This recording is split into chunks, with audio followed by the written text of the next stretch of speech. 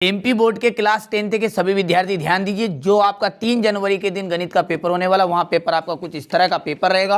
पूरे पेपर का सॉल्यूशन देंगे, ठीक है। देखिए अलग अलग जिलों में अलग अलग प्रकार के पेपर आ रहे हैं, ये बात सच है, लेकिन प्रश्न हुबहू इनमें से जरूर आने वाले हैं, ये बात को भी आप नकार नहीं सकते। तो बिना किसी देरी के वीडियो को करते हैं स्टार्ट, ठीक है भैया। जिस तरह इंग्लिश का आया था उसी तरह यहाँ पर ये गणित का भी आएगा।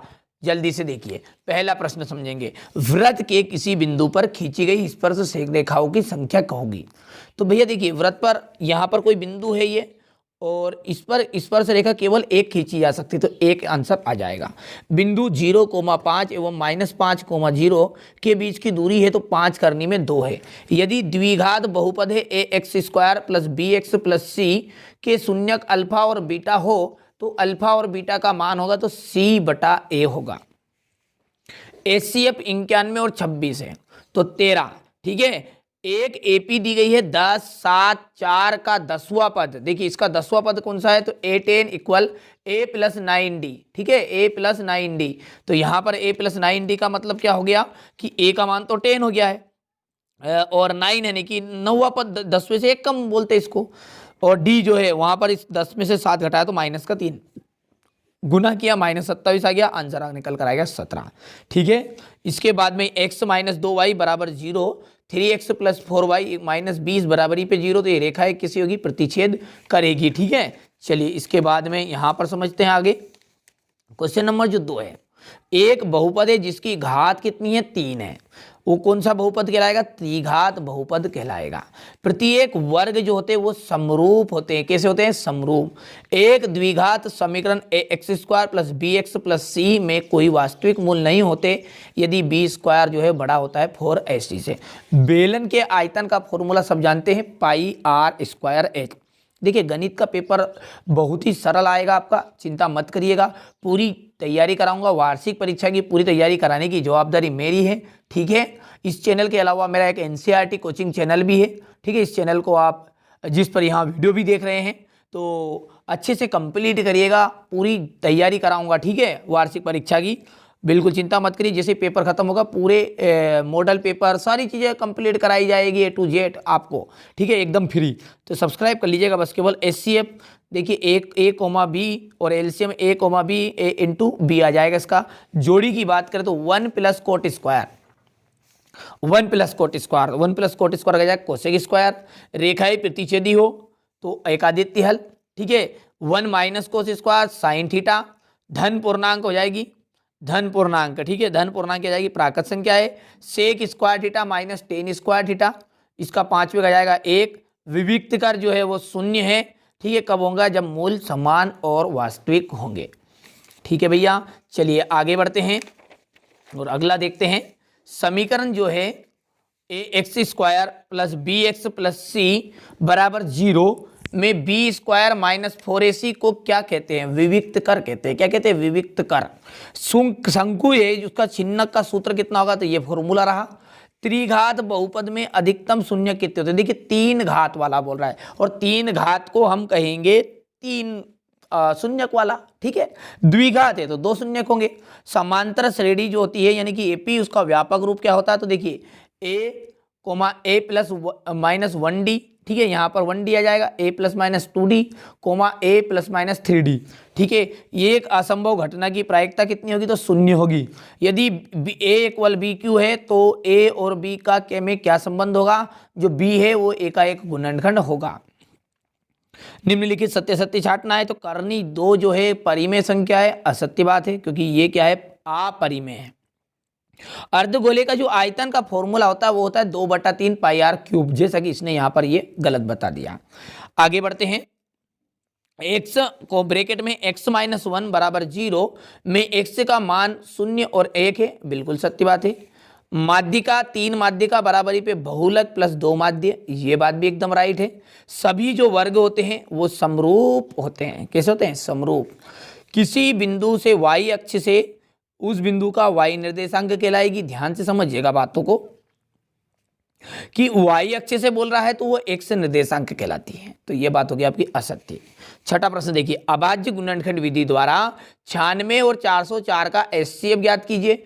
फिर इनका एलसीएम यानी कि इनका एचसीएफ ज्ञात करके एलसीएम ज्ञात करना है। ठीक है, महत्वपूर्ण क्वेश्चन है बहुत ही। ठीक है, 6 और 26 के अभाज्य गुणनखंड विधि द्वारा एचसीएफ और एलसीएम यहाँ पर ज्ञात करना 2 नंबर का क्वेश्चन है।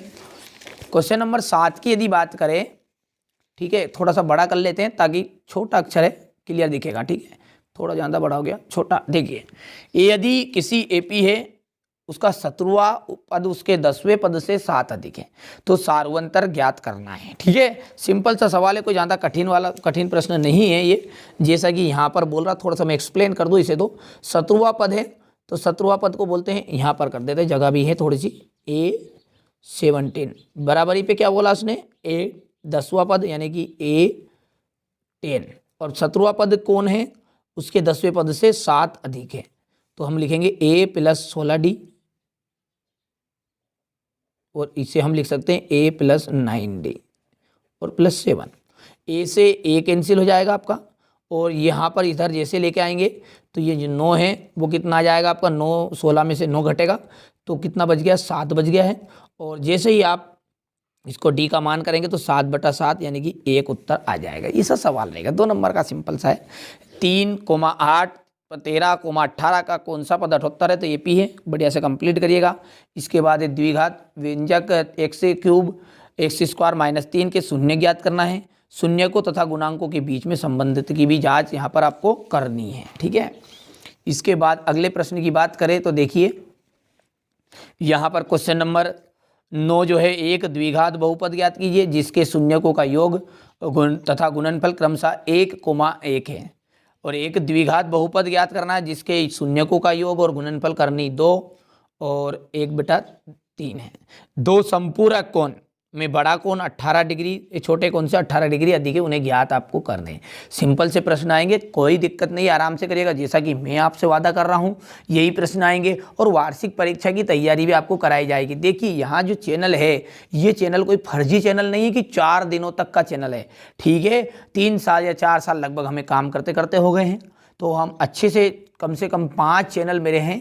आप चिंता मत करिए, कोई फर्जी जानकारी मैं नहीं देता हूं। इसके अलावा भी देखिए चैनल पर जैसे जाएंगे तो मेरे नंबर आपको दिखेंगे। नंबर कोई भी यूट्यूबर अपने नहीं देता है तो आप खुद समझदार है कि हम फर्जी चीज़ों पर काम नहीं करते हैं। ठीक है भैया, चलिए आगे बढ़ते हैं। गुणनखंड विधि द्वारा द्विघात समीकरण 2x² + x - 6 = 0 के मूल ज्ञात करिए।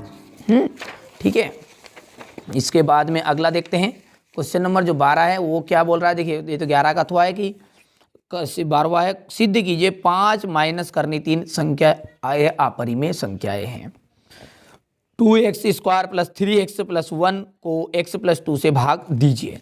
एक त्रिभुज है ABC, एक समबाहु त्रिभुज है जिसका कोण C समकोण है। सिद्ध कीजिए कि AB² = AC²। ABC एक समद्विबाहु त्रिभुज है जिसमें AC = BC।